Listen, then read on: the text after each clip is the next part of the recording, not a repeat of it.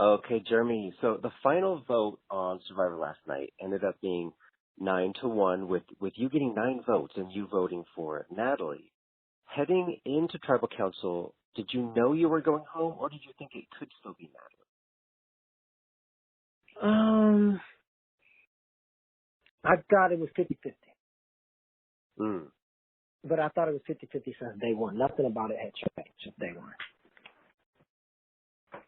And you and Natalie, you guys battled it out like true Goliath. I'm wondering, what is your relationship with with her today? Is there a relationship at all? There's no relationship. We have nothing in common. So it wouldn't be a relationship. But the Nelly thing, we battled it out, but it wasn't like it wasn't, it was a difference of opinion. It wasn't like I don't know, like I see how it was perceived. I didn't like her, she didn't like me, but it wasn't like it wasn't like I didn't see it as two camps on Survivor, like one alliance versus another alliance. Neither of us had an alliance.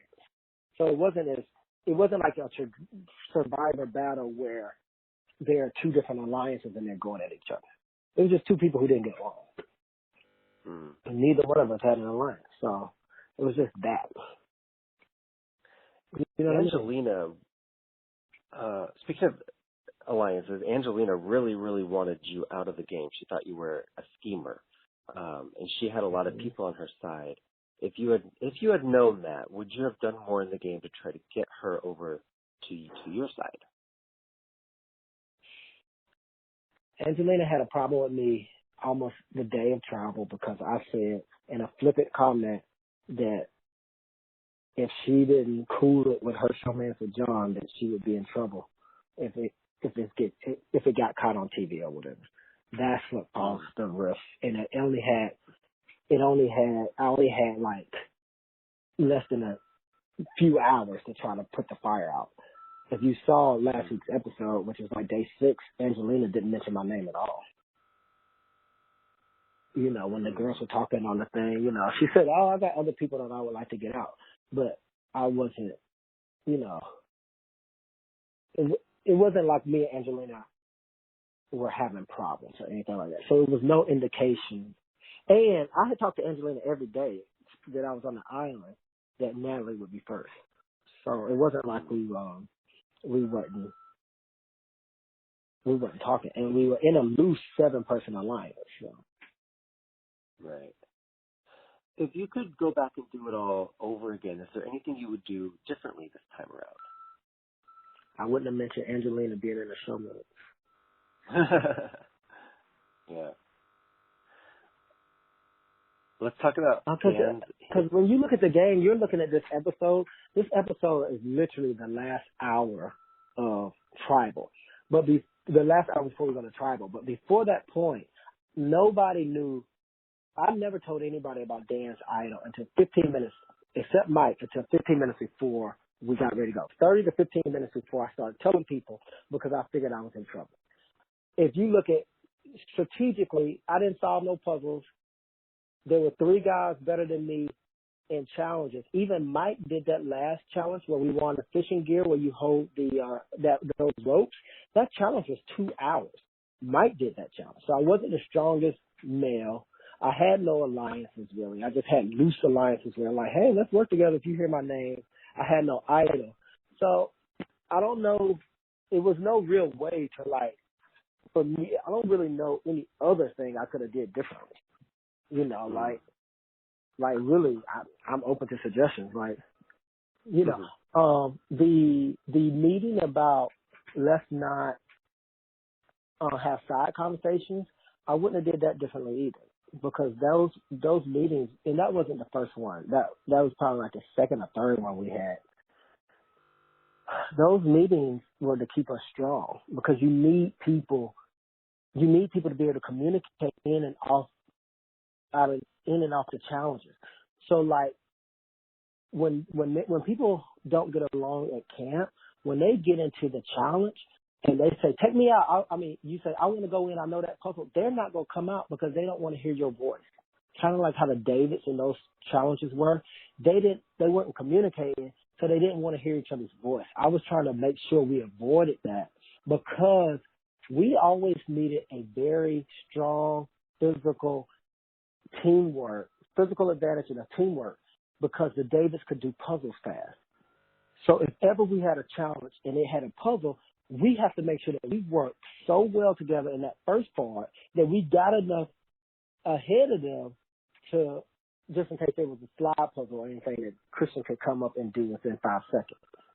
So all of those things kind of work towards us winning. And if you remember, on the last challenge where we lost and the dynamic between me and Natalie broke down, who set out that challenge? The engineer and the girl who went to Stanford and Yale.